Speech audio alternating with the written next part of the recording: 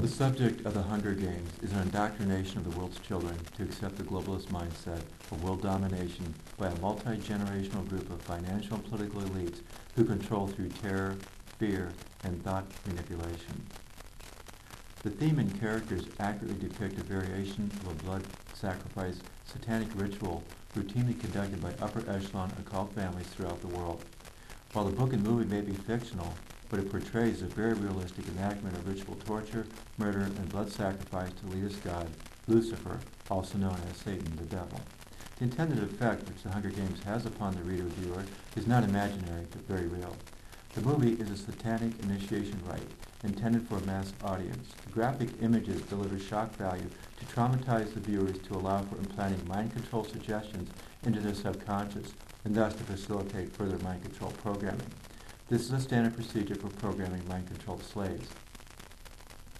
Any culture that accepts this film without rising up in one voice in protest is a dead culture, a society of people that have lost their moral grounding to a lesser God, calling evil good and good evil, Isaiah 5:20. The overwhelming acceptance of this movie as mere entertainment is proof of just how far modern America has fallen into the black hole abyss of exchanging the truth for a lie. Hello, I'm Soul Esprit, the author of several books, including When Will the Illuminati Crash the Stock Market, Genesis 129 Diet, The Criminal Fraternity, and 7 Who Dared. My objective is to tell you the truth. Whether you agree with me or not, I promise that what I say in this brief video, in my several books, is truth by the highest standard. I want you to know this information because you have been lied to, in many cases for all your life. In fact, without your conscious awareness, you have been so thoroughly manipulated by mind control and indoctrination that you often cannot recognize the truth when you hear it.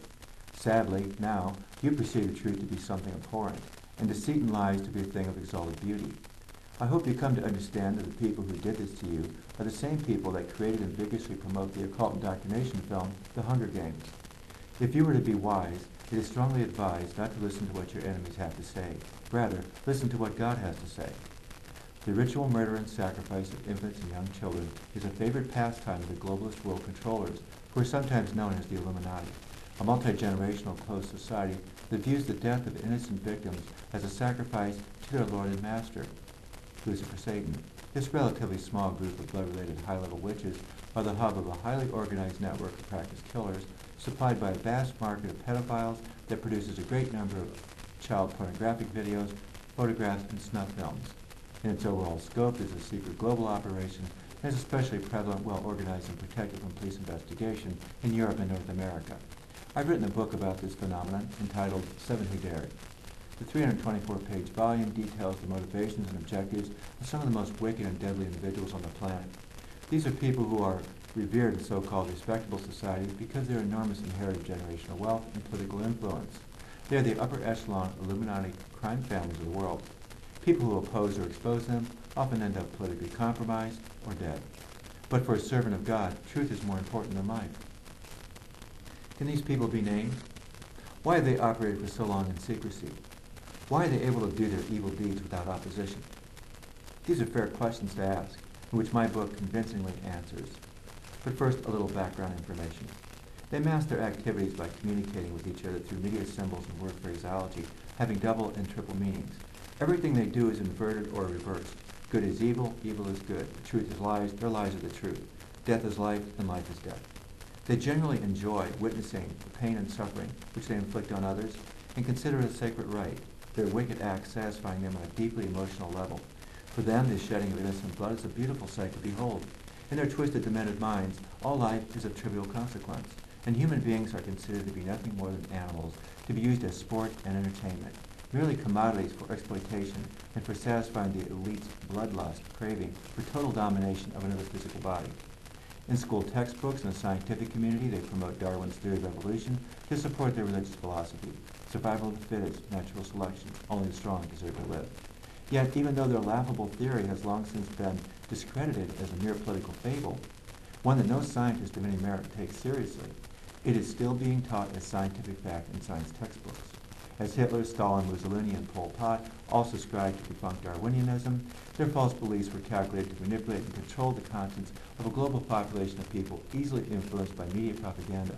For total conquest of Europe and the world, Hitler knew he had to first indoctrinate the youth with his racist fairy tales. and so do the promoters of the Hunger Games. It is the mindset of the Hunger Games that motivates today's global elites to create national and international wars and insurrections, then revel in the wholesale massacre of human beings, while financially profiting from funding both sides of the conflict. For them, the witnessing of death and destruction is a great source of pleasure. Bloody, mutilated flesh, bodies blown apart, and hysterically sobbing little child sitting in a pool of his own blood, pleading with his mother lying motionless nearby, decapitated. This is their highest moment. They video record it and distribute and play these scenes over and over again, gaining psychic satisfaction and orgasmic sexual gratification from witnessing bloody, maimed, and dismembered bodies writhing in exquisite pain.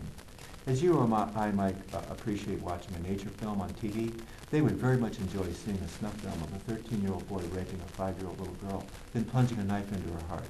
All the more satisfying if the girl were his biological sister. This is what the Hunger Games is all about. The average person cannot comprehend this. The individual insulated from the direct consequences of evil that have been perpetrated for centuries by these reprehensible creatures, and that continues to be carried out today on a worldwide scale under the color of organized governments, is generally not able to fathom the depth of just how depraved it is possible for a human being to become. But yet, perhaps an even larger issue is, are these Darwinian elitists fully human, or are they a species of another kind entirely? The trilogy book series, the first book of which is titled The Hunger Games, is much more than merely an entertaining novel written for an adolescent teenage audience. The author, Suzanne Collins, is a member of the Illuminati Collins family, which brought witchcraft to colonial America from England. Their secret blood rituals are usually conducted behind closed doors, but for the publication of the book, The Hunger Games, and the recently debuted film with the same title, everyone in the world, especially children and teenagers, can now have a window into the dark mind of group psychopathology.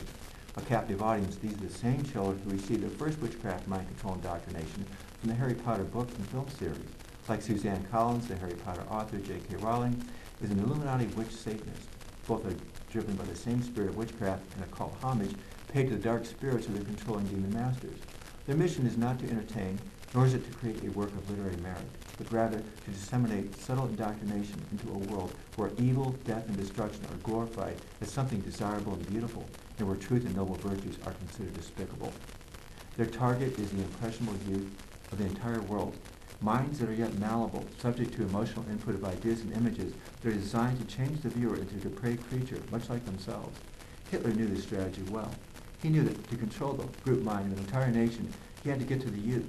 And so is the present puppet communist regime in Washington, D.C. Obama worship in the elementary schools and mass media is a replay of Hitler's brainwashing campaign that worked so well to create a youth army that he could use to take over the world.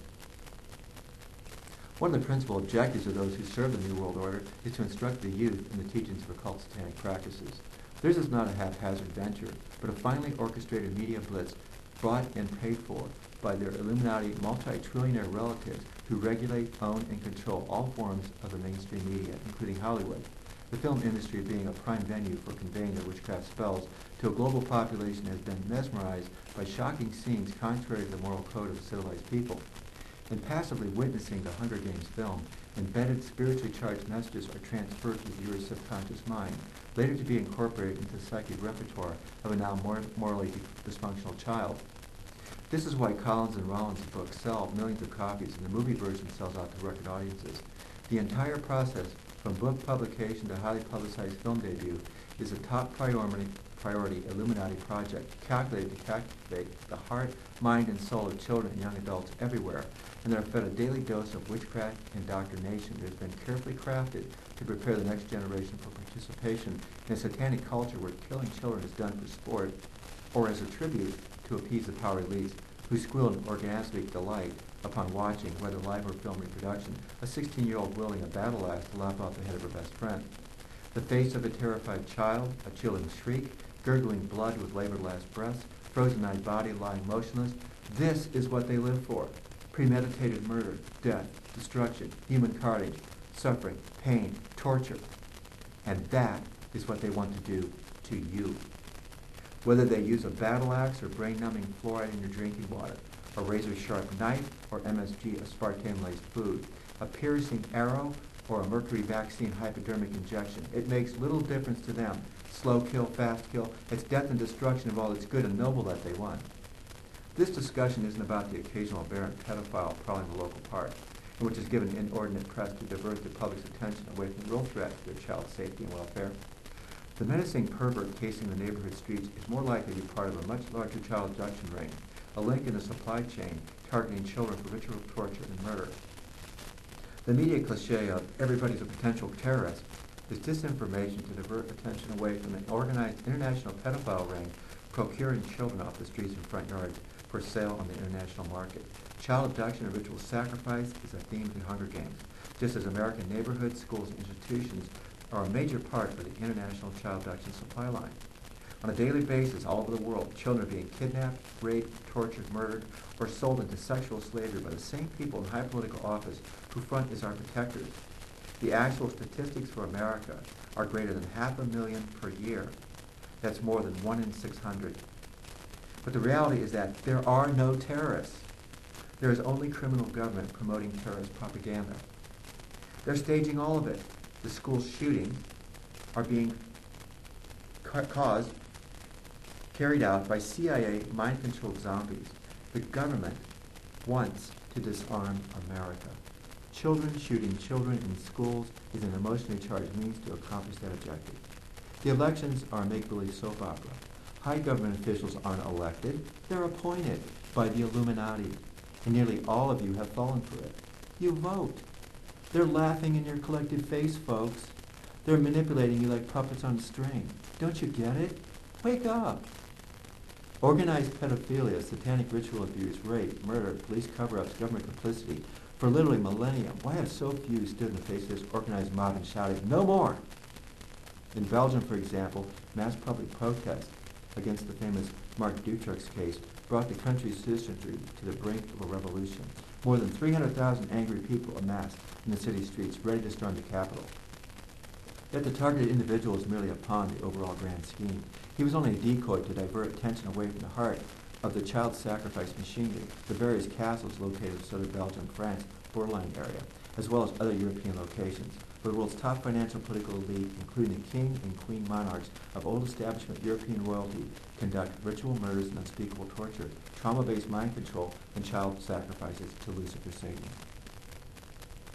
Upon getting knowledge of this, the righteous individual is both appalled and angry.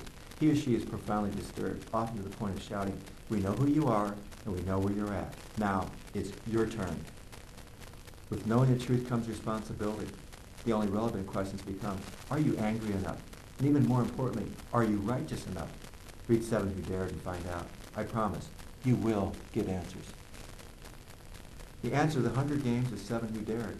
This book will silence forever the lies of the perpetrators. It will make the weak strong, the timid bold, turn a trembling midget into a raging giant. It provides hope to the hopeless, a cause for the causeless, retribution for the cries of the innocent. It is a riveting account of the real meaning behind the Hunger Games, and it is based entirely on fact. But is it indoctrination? Absolutely, indoctrination into the truth.